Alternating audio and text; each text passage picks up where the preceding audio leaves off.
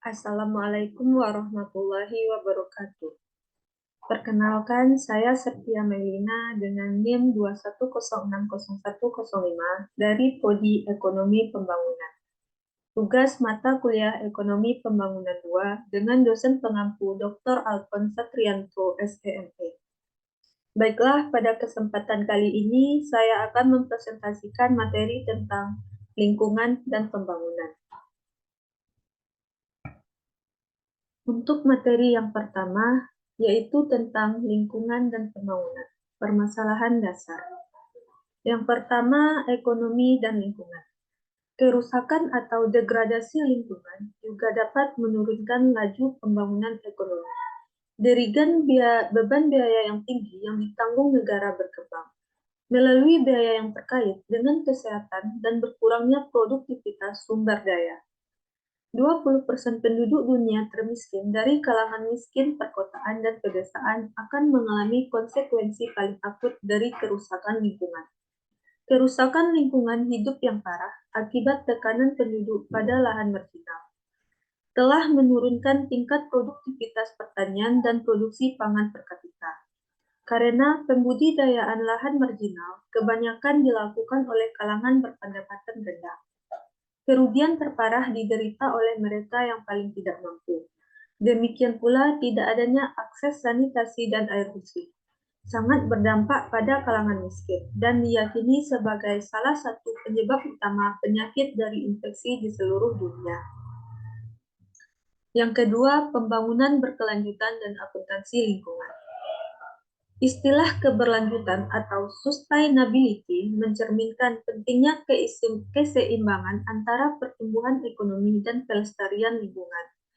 Meskipun terdapat banyak definisi, keberlanjutan biasanya merujuk pada pemenuhan kebutuhan generasi sekarang, tanpa mengorbankan kebutuhan generasi mendatang.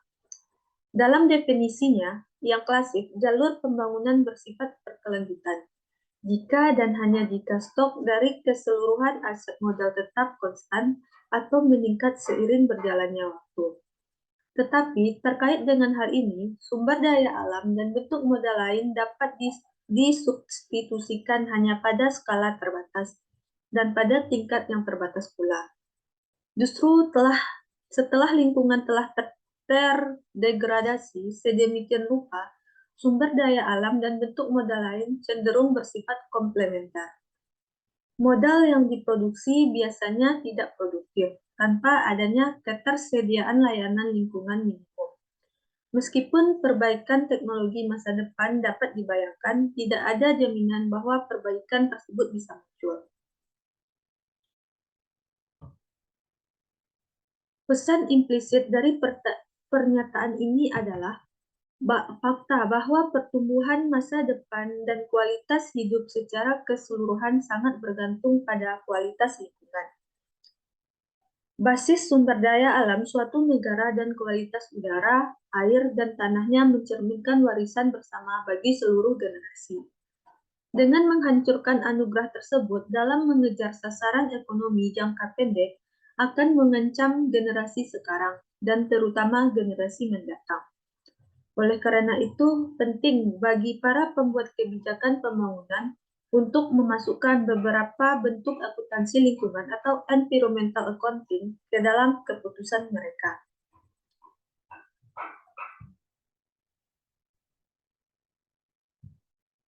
Yang ketiga, penduduk, sumber daya, dan lingkungan. Cepatnya laju pertumbuhan penduduk telah mengakibatkan langkanya persediaan tanah, air, dan bahan bakar kayu di daerah pedesaan, serta krisis kesehatan di perkotaan akibat minimnya fasilitas sanitasi dan air bersih. Di berbagai kawasan termiskin di dunia, tampak jelas bahwa peningkatan kepadatan penduduk telah berkontribusi pada semakin parahnya degradasi sumber daya yang dibutuhkan oleh penduduk tersebut untuk bertahan hidup. Untuk memenuhi kebutuhan penduduk negara berkembang yang semakin meningkat, perusakan lingkungan harus dihentikan dan produktivitas sumber daya yang ada harus diperluas sehingga dapat memberikan manfaat bagi banyak orang. Apabila kenaikan GNI dan produksi pangan lebih rendah dari pertumbuhan penduduk, maka tingkat produksi dan swasembada pangan per kapita akan menurun. Yang keempat, kemiskinan dan lingkungan hidup. Kalangan miskin biasanya menjadi korban utama dari perusakan lingkungan. Mereka lebih menderita akibat kerusakan lingkungan karena sering kali harus tinggal di wilayah yang terdegradasi yang lebih murah karena kalangan kaya menghindari wilayah tersebut. Terlebih lagi, mereka yang hidup di dalam kemiskinan tidak memiliki banyak pengaruh politis untuk mengurangi polusi di wilayah tempat tinggal mereka. Dan tinggal di wilayah berpolusi yang kurang produktif, merampas peluang mereka untuk keluar dari kemiskinan. Agar kebijakan lingkungan berhasil diimplementasikan di negara berkembang, pemerintah negara berkembang harus menangani masalah seperti petani yang tidak memiliki lahan, kemiskinan, dan kurangnya akses terhadap sumber daya kelembagaan. Tidak terjaminnya hak penggarapan lahan, kekurangan kredit dan input, serta ketiadaan informasi seringkali mencegah kalangan miskin untuk membuat investasi yang menambah nilai sumber daya yang akan membantu melestarikan aset lingkungan yang menjadi tumpuan hidup mereka. Oleh karena itu, pencegahan degradasi lingkungan harus memasukkan penyediaan dukungan kelembagaan bagi kalangan miskin sebagai komponen kunci alih-alih hanya melakukan upaya pencegahan proses kerusakan yang tampak tak terhindarkan.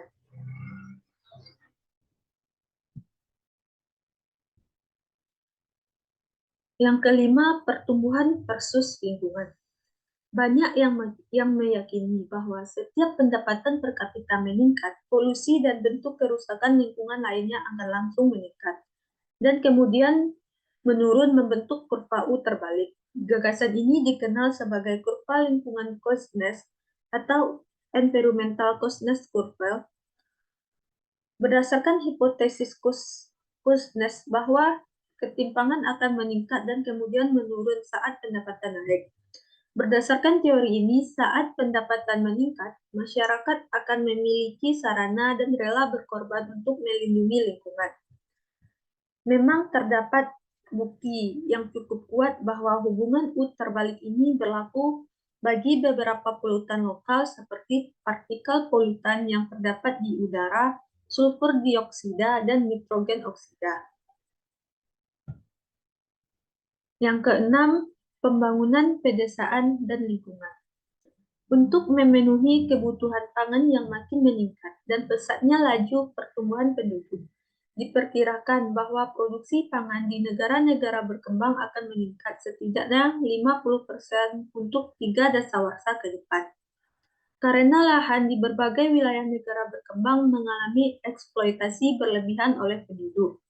Pemenuhan sasaran output tersebut akan membutuhkan perubahan radikal dalam hal distribusi, penggunaan, dan kuantitas sumber daya yang tersedia bagi sektor pertanian. Meningkatnya aksesibilitas input pertanian bagi petani kecil dan pengenalan metode pertanian yang berkelanjutan akan menciptakan alternatif menarik bagi pola penggunaan sumber daya sekarang yang merusak lingkungan. Investasi yang menambah nilai lahan dapat meningkatkan produksi dari lahan garapan dan menjamin swasembada pangan di masa depan. Yang ketujuh, pembangunan perkotaan dan lingkungan. Laju pertumbuhan penduduk yang pesat dibarengi dengan migrasi desa kota yang tinggi menyebabkan tingkat pertumbuhan penduduk kota yang tidak terduga. Terkadang hingga 2 kali lipat pertumbuhan penduduk nasional. Konsekuensi hanya segelintir pemerintah yang siap menghadapi permasalahan ketersediaan air dan sarana kebersihan kota yang semakin parah. Memburuknya kondisi lingkungan mengakibatkan semakin banyak penduduk yang terpapar bahaya kesehatan ekstrim. Kondisi ini mempercepat kehancuran infrastruktur kota yang ada dan menciptakan situasi yang tepat bagi epidemi dan krisis kesehatan nasional.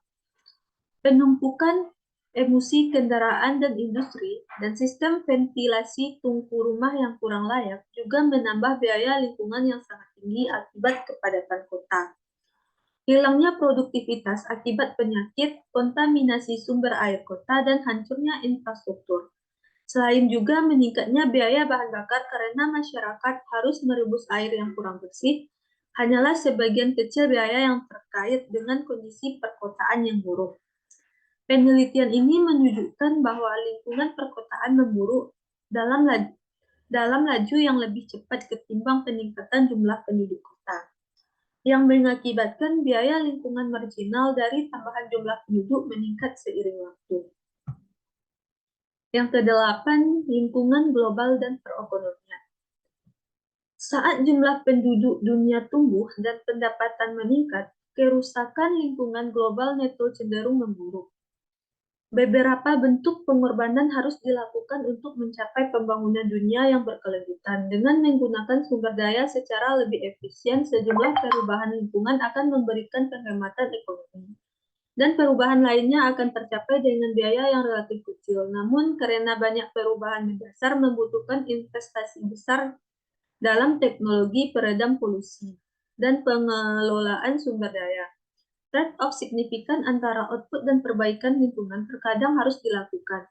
Semakin miskin suatu negara, semakin sulit negara tersebut menyerap biaya-biaya ini.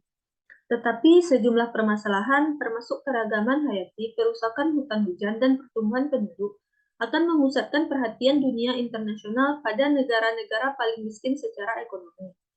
Dengan absennya bantuan penting bagi negara-negara berpendapatan rendah, upaya pelestarian lingkungan harus didanai dengan mengorbankan program sosial lain seperti pendidikan, layanan kesehatan, dan penyediaan lapangan kerja yang sebenarnya juga memiliki dampak penting bagi pelestarian lingkungan hidup.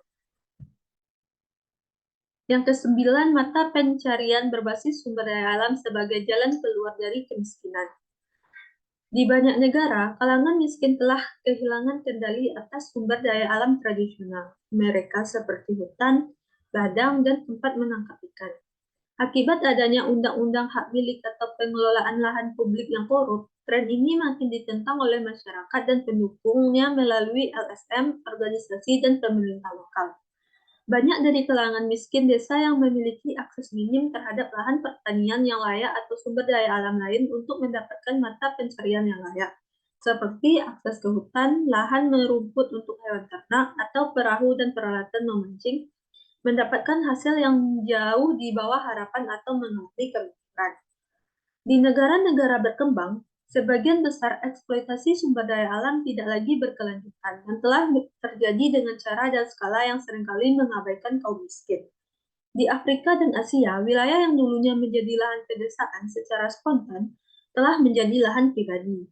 Pemerintah mungkin memberikan izin atau mengabaikan usaha perusahaan asing atau nasional yang bergerak di bidang kehutanan, kayu, perikanan, dan tambang tanpa menghiraukan masyarakat yang bergantung. Yang ke-10, cukup cakupan kerusakan lingkungan yang berasal dari ranah domestik. Tantangan lingkungan yang dihadapi negara-negara berkembang yang disebabkan oleh kemiskinan meliputi bahaya kesehatan. Akibat kurangnya akses air bersih dan sanitasi, polusi udara dan rumah yang berasal dari tungku biomasa, dan penebangan hutan, serta degradasi tanah yang parah. Antara lain polusi dan kelangkaan air, polusi udara, limbah padat dan berbahaya, degradasi tanah, perusakan hutan, hilangnya keragaman hayati, dan perubahan iklim akibat pemanasan global. Diperkirakan lebih dari 60% penduduk termiskin yang tinggal di negara-negara berkembang harus mempertahankan kelangsungan hidupnya di tanah yang secara agrikultural bersifat marginal. Tren ini makin diperparah di beberapa wilayah di berbagai negara berkembang oleh adanya ketimpangan yang tinggi dalam distribusi lahan, yang mendorong kelas pekerja tak berlahan yang semakin banyak untuk menggarap lahan yang peka secara ekologis dan berpajak tinggi. Intensifikasi garapan yang semakin tinggi pada lahan yang rentan ini akan mempercepat degradasi tanah dan kurangnya produktivitas. Selanjutnya, poin yang kedua atau B, pembangunan daerah pedesaan dan lingkungan. Yang pertama, desa di Afrika Sub-Sahara. Penduduk di desa Afrika yang berlokasi di wilayah semi-arid telah diperingatkan oleh para ahli internasional bahwa menebangi pohon-pohon yang tersisa dan menemani lahan marginal akan memperparah kondisi mereka yang sudah sangat buruk. Akibat intensifikasi penggunaan lahan oleh penduduk yang tumbuh pesat, penebangan pohon untuk kayu bakar, dan penanaman lahan marginal untuk budidaya. Maka kondisi tanah di sana makin terpapar oleh ancaman kerusakan lingkungan. Hilangnya vegetasi yang membantu memitigasi dampak destruktif dari angin kencang, hujan, dan terik matahari.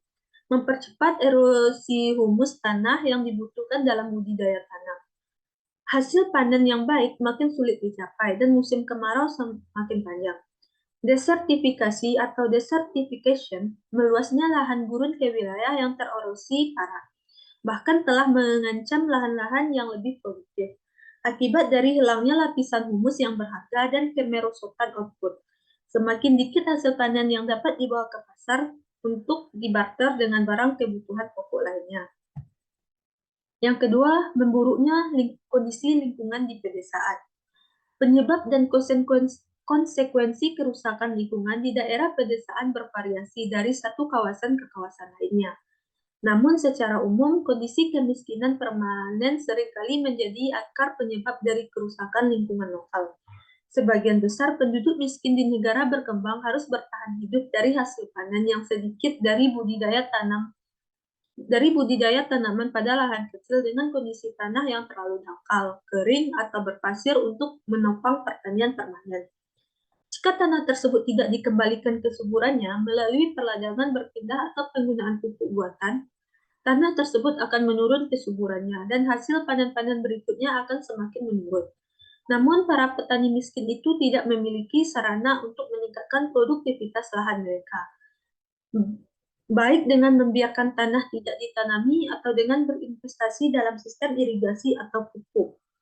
Selain itu, dengan tingkat kesuburan penduduk yang tinggi dan anak-anak menjadi penghasil kegiatan ekonomi yang penting melalui kontribusi mereka pada tenaga kerja berupah atau di lahan pertanian, tekanan penduduk dan intensitas budidaya tanaman cenderung meningkat dari waktu ke waktu dan mempercepat proses penedusan tanah. Poin yang ketiga atau C, pemanasan global dan perubahan iklim. Yang pertama, cakupan permasalahan.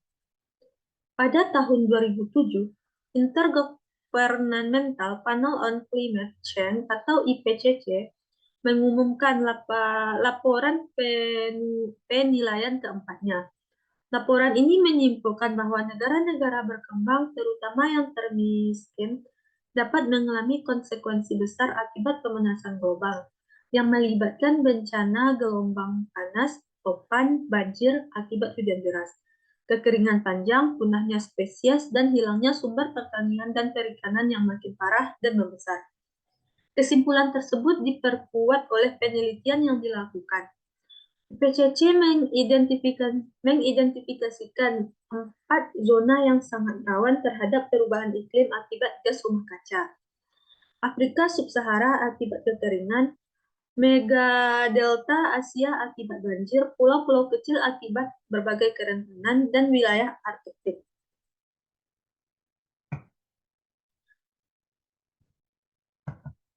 Pemanasan global sepertinya telah menghadirkan tantangan lingkungan besar bagi negara-negara berkembang.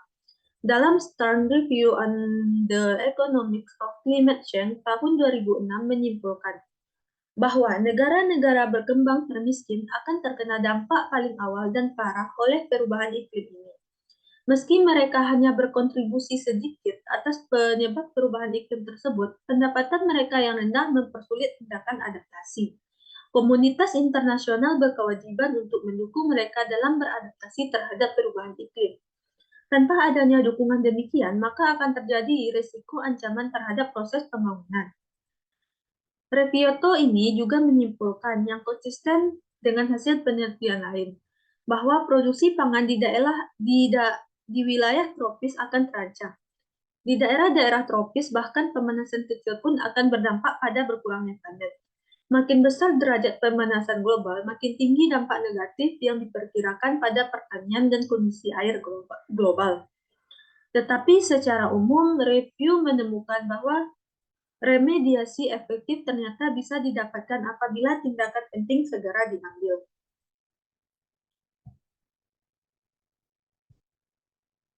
Yang kedua, mitigasi. Banyak strategi telah diajukan untuk memitigasi emisi, antara lain penciptaan pasar karbon, pajak atas pasar karbon, dan subsidi untuk mempercepat kemajuan teknologi. Dalam hal regulasi, dengan adanya ketidakpastian dalam biaya dan manfaat dari pengurangan emisi, terdapat pertanyaan ekonomi yang sulit dalam merancang izin atau pajak emisi yang paling efisien. Sebagai salah satu strategi kebijakan, Stern Review yang menyarankan adanya penetapan batas kuantitas jangka panjang atas penggunaan gas rumah kaca di atmosfer untuk menjaga diri dari bencana lingkungan. Hal ini akan melibatkan pembatasan sejumlah emisi gas rumah kaca secara jangka panjang agar sesuai dengan kuantitas yang bisa diserap oleh bumi. Dalam jangka pendek, kebijakan dapat dirancang untuk membatasi beban ekonomi apabila biaya pemulihan tersebut ternyata sangat besar. Yang ketiga, adaptasi. UNDP mendefinisikan adaptasi perubahan iklim sebagai suatu proses di mana strategi untuk mengurangi, menghadapi, dan mengambil manfaat dari konsekuensi perubahan iklim akan ditakaya, dikembangkan, dan diterapkan. Adaptasi bisa mengambil dua bentuk, adaptasi terencana atau kebijakan yang dilakukan oleh pemerintah, dan adaptasi otonom atau pribadi yang langsung dilakukan oleh rumah tangga, pertanian, dan perusahaan dalam merespon perubahan iklim yang mereka alami atau antisipasi. Perbedaan antara adaptasi otonom atau pribadi dan adaptasi terencana atau kebijakan tidaklah kentara. Pemerintah merespon masyarakat, dan insentif pemerintah berdampak pada apa yang dilakukan individu, tetapi kategorinya berguna bagi analisis adaptasi. Respon tersebut dalam sebagian hal saling melengkapi dan sebagian hal lainnya saling menggantikan. Apabila adaptasi otonom menambah manfaat marginal dari adaptasi terencana dan sebaliknya, maka keduanya dianggap saling melengkapi. Misalnya saat petani merespon kenaikan temperatur dengan menanam varietas baru, dan lembaga penelitian pemerintah mengembangkan benih baru yang tahan panas. Namun apabila adaptasi otonom mengurangi kebutuhan akan adaptasi terencana dan sebaliknya, maka keduanya dianggap saling menggantikan. Misalnya apabila pemerintah membangun tempat penampungan air dan sistem irigasi, petani tidak memiliki insentif untuk mengganti varietas tanaman atau penghemat air.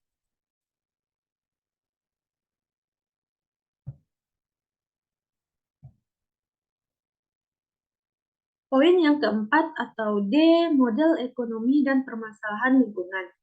Yang pertama, sumber daya milik pribadi. Para pendukung teori pasar bebas neoklasik menekankan bahwa inefisiensi pada alokasi sumber daya dihasilkan dari adanya halangan bagi berlangsungnya kegiatan pasar bebas atau ketidaksempurnaan dalam sistem hak kepemilikan. Selama ini sumber daya dimiliki oleh pribadi dan tidak ada distorsi pasar, sumber daya itu akan dialokasikan secara efisien. Pasar hak milik atau property rights yang sempurna dicirikan oleh 4 kondisi berikut. Yang pertama, universalitas atau universality. Semua sumber daya dimiliki oleh perorangan. Yang kedua, eksklusivitas atau eksklusivity atau dikecualikan, mencegah orang lain untuk memetik manfaat dari sumber daya yang dimiliki secara pribadi. Yang ketiga, dapat ditransfer atau transferability. Pemilik sumber daya dapat menjual sumber daya sesuai kehendaknya. Yang keempat, dapat diberlakukan atau enforceability. Pengaturan distribusi pasar atas manfaat sumber daya harus diberlakukan. Dua, sumber daya milik bersama. Jika suatu sumber daya langka, seperti tanah yang subur, dimiliki oleh masyarakat dan tersedia gratis bagi semua pihak, katakanlah untuk kepentingan pertanian atau penggembalaan ternak, seperti halnya sumber daya milik bersama atau common property resource, maka setiap potensi laba atau kelangkaan akan hilang, terkecuali adanya kesepakatan sosial efisien yang kolektif atau mengikat, yang akan kita bahas. Seperti telah kita ketahui, teori neoklasik menyiratkan bahwa dalam absennya kelangkaan, inefisiensi akan timbul dengan menggunakan kerangka analisis yang agak berbeda.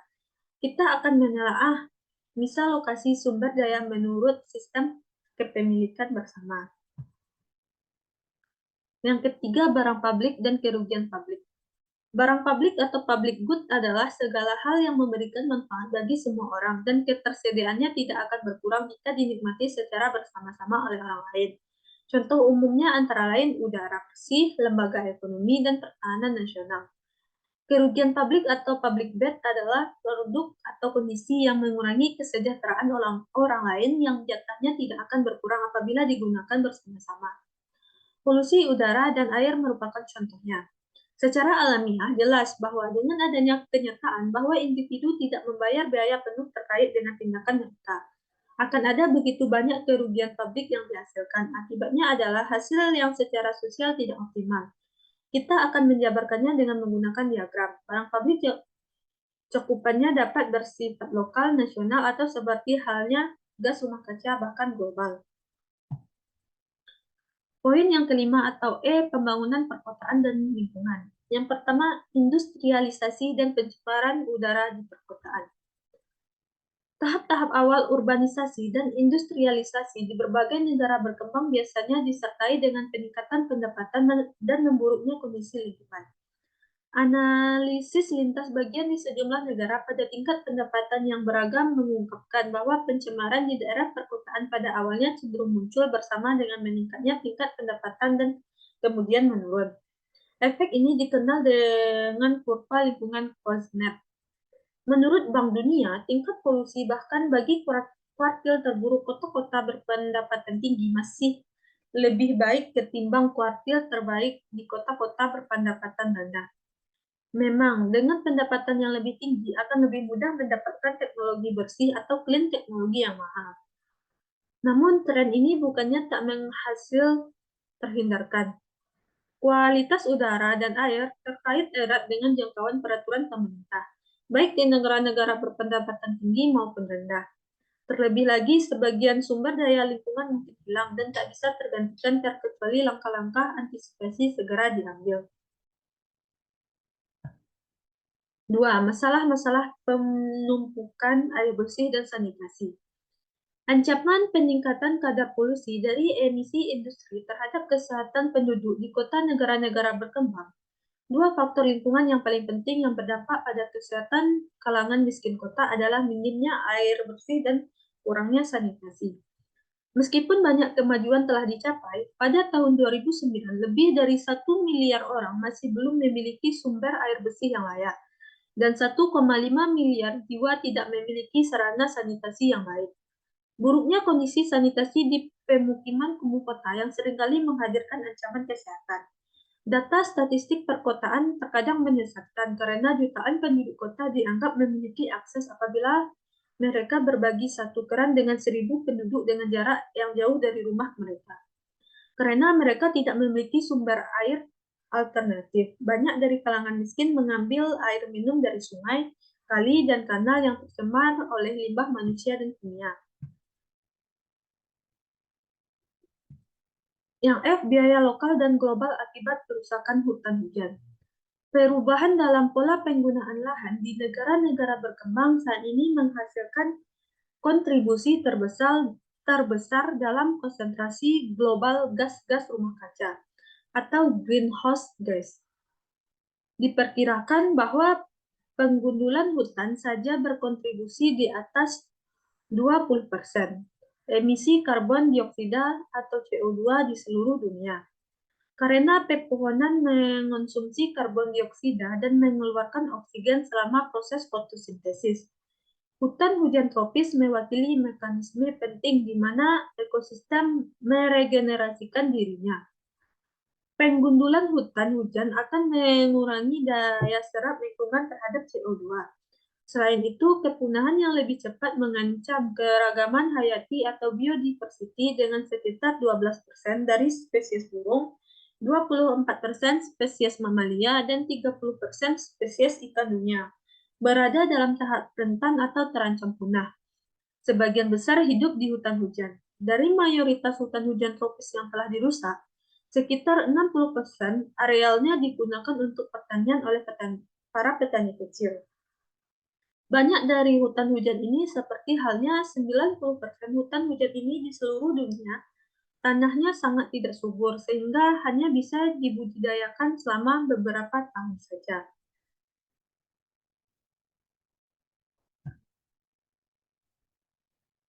Selanjutnya, G. Pilihan kebijakan bagi negara-negara maju dan negara berkembang. Ada sejumlah pilihan kebijakan yang tersedia bagi pemerintahan di negara-negara berkembang. Dari sebagian banyak pilihan itu, ada 6 di antaranya yang paling menonjol, yakni yang pertama, penetapan harga sumber daya yang layak, yang kedua, pelibatan masyarakat, yang ketiga, pengaturan hak milik dan kepemilikan sumber daya yang lebih jelas, yang keempat, peningkatan alternatif ekonomi bagi penduduk miskin, yang kelima, peningkatan status ekonomi perempuan, yang keenam, kebijakan pengendalian emisi dan industri, dan yang ketujuh, mengambil sikap proaktif untuk beradaptasi terhadap perubahan iklim. Dan adapun yang bisa dilakukan oleh negara-negara maju untuk membantu negara-negara berkembang dalam upaya memperbaiki kondisi lingkungan negara berkembang dalam 3 bidang. Yang pertama, liberasi perdagangan. Yang kedua, pemberian keringanan utang. Kedua, pemberian keringanan utang, serta pemberian bantuan finansial dan teknologi. Demikianlah presentasi saya pada kesempatan kali ini, dan saya ucapkan Assalamualaikum warahmatullahi wabarakatuh.